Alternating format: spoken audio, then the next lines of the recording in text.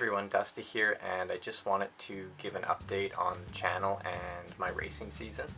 So I know I haven't been uploading as often as I'd like and have kind of gone away from the training videos, but as of tomorrow that's all going to change. I am now 20 days out from my big race of the year, which is Calgary 70.3, and then after that it's all about getting ready to be a dad and helping my wife through the end stages of her pregnancy. She's been helping me with my triathlon career for the last 5 or 6 years, so I better help out with the last couple of months.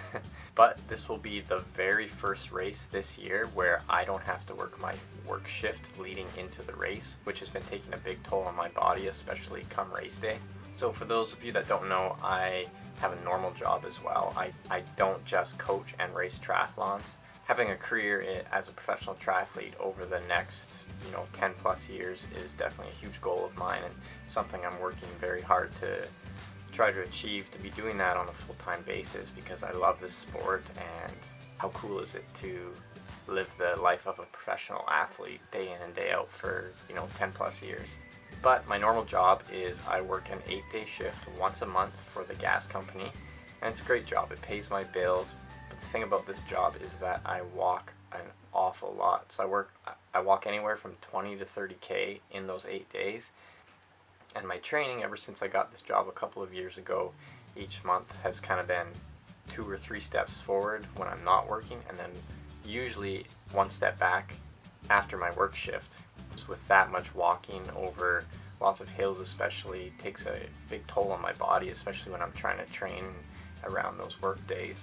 And pretty much all running goes out the window during my work shift. It's just too hard to come home and go for a run after you've walked 30K over 6-7 hours at work.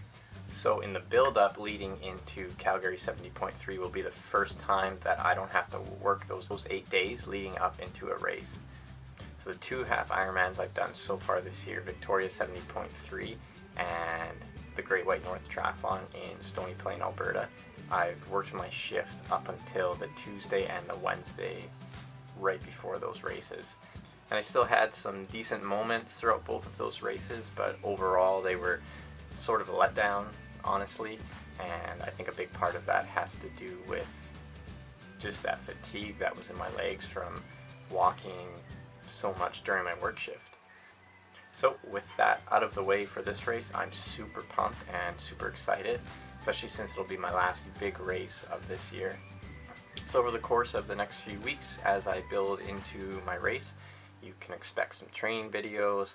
I also have some videos lined up on transition, nutrition, a whole bunch of stuff. So if you haven't yet, make sure you hit the subscribe button and you'll be notified every time I put out a new video, which should be pretty much every day or every other day in the next few weeks.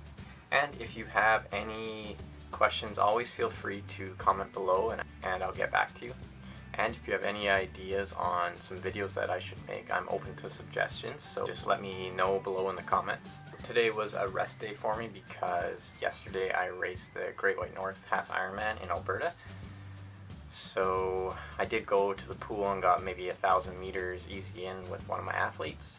And tomorrow I start the build for Calgary 70.3. And my goal for that is just to see how fast I can go and how far up the pointy end of the field that I can compete with. I know it's a fast course, so I would love to smash the 4-hour mark.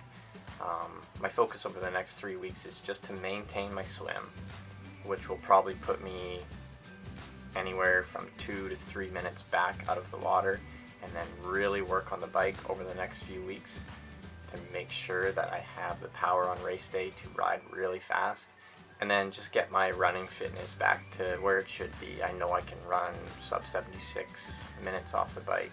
More often than not, I just have to make sure that I have that fitness off a really hard ride. I think if I do that, if I can put it all together on race day, then I'll have a really good shot at hopefully podium and being in a little bit of money.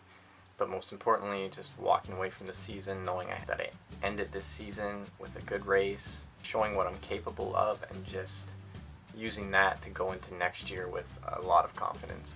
So thanks for watching, and stay tuned for a video tomorrow.